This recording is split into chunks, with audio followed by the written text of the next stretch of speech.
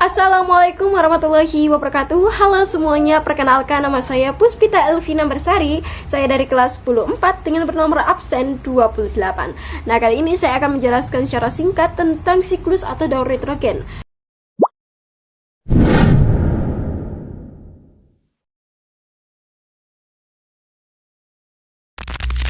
Daur nitrogen bermula dari nitrogen yang jatuh bersama air lalu diserap oleh tanah. Nah, kemudian nitrogen tersebut tidak bisa secara langsung diserap oleh tumbuhan. Alhasilnya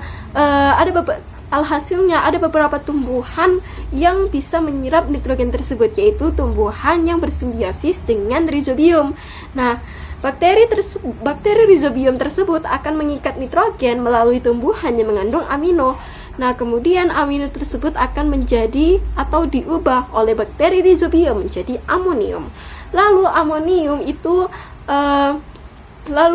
itu akan dioksidasi oleh bakteri nitrit sehingga menjadi nitrit. Lalu nitrit tersebut akan dioksidasi lagi oleh bakteri nitrat sehingga menjadi nitrat. Nah, nitrat tersebut akan diserap oleh tumbuhan nih.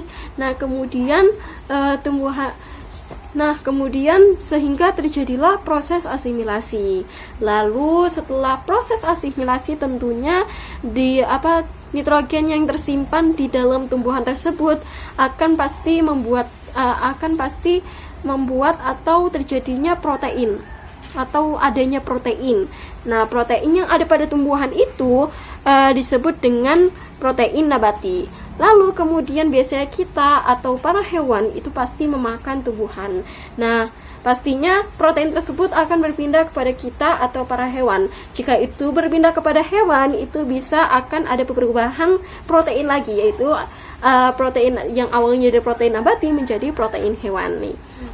Nah, kemudian kalau misalnya kita atau hewan atau tumbuhan tadi mati, itu pasti akan menjadi bangkai. Nah, kemudian protein yang ada pada hewan atau kita atau tumbuhan tersebut pasti akan diuraikan oleh si dekomposer.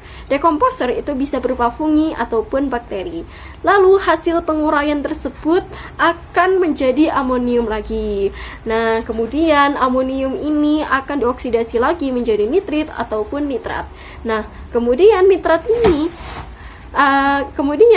ini akan diubah oleh bakteri denitrifikasi untuk menjadi nitrogen bebas. Nitrogen bebas yang berada di atmosfer itu pasti akan mengalami siklus secara berulang-ulang.